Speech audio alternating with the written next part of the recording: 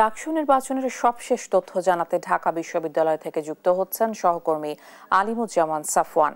Safwan, vote গ্রহণের প্রস্তুতি কেমন দেখছেন, আর ভোট কেন্দ্র ও নিরাপত্তা ব্যবস্থা নিয়ে কি তথ্য রয়েছে আপনার কাছে, বিস্তারিত জানাবেন। ইশিকা, গতকাল রাতে কিন্তু ডাকসু আনুষ্ঠানিক নির্বাচনের যে প্রচারণা সেটি শেষ হয়েছে এবং আজকে সকাল থেকে কিন্তু বিশ্ববিদ্যালয় প্রশাসন সর্বোচ্চ গুরুত্ব দিচ্ছে সার্বিক নিরাপত্তা ব্যবস্থায়।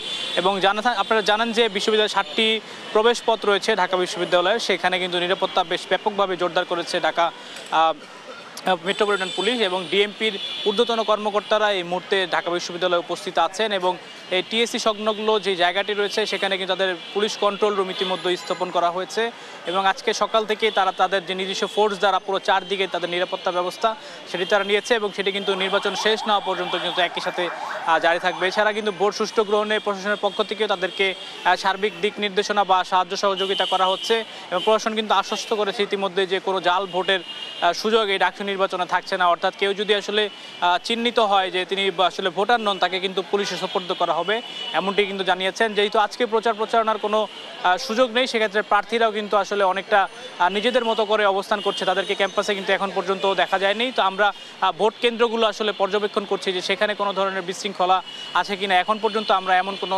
খবর পাইনি। তবে নির্বাচনে যে উপকরণ সেগুলো কিন্তু ভোট কেন্দ্রে পৌঁছে দেওয়া শুরু হয়েছে এবং ভোট কেন্দ্রগুলো কিন্তু প্রস্তুত করা হচ্ছে। আগামীকাল সকাল 8টা থেকে শুরু হচ্ছে ডাকসু নির্বাচনের ভোট গ্রহণ এবং এর আগে কিন্তু এই ভোট বাক্সগুলো কিন্তু সাংবাদিকদের দেখানো হবে এবং ভেতরে কিছু আছে কিনা তারপরে কিন্তু সেগুলো সিলগালা করা হবে এবং ভোটের যে ফলাফল সেটি কিন্তু এলইডি স্ক্রিনের মাধ্যমে সরাসরি কিন্তু সম্প্রচার করবে বিশ্ববিদ্যালয় প্রশাসন। অর্থাৎ প্রতিটি যে বুথ রয়েছে, কেন্দ্র রয়েছে, সেখানে কিন্তু এলইডি স্ক্রিনের মাধ্যমে সবাই ভোট গণনার যে কার্যক্রম সেটি কিন্তু তারা দেখতে পাবে। এবং গতকাল আসলে দ্রুত সময়ের মধ্যে ভোট শেষ হওয়ার পরই ফলাফল দেওয়ার ব্যাপারে আসার কথা জানিয়েছে নির্বাচন কমিশন।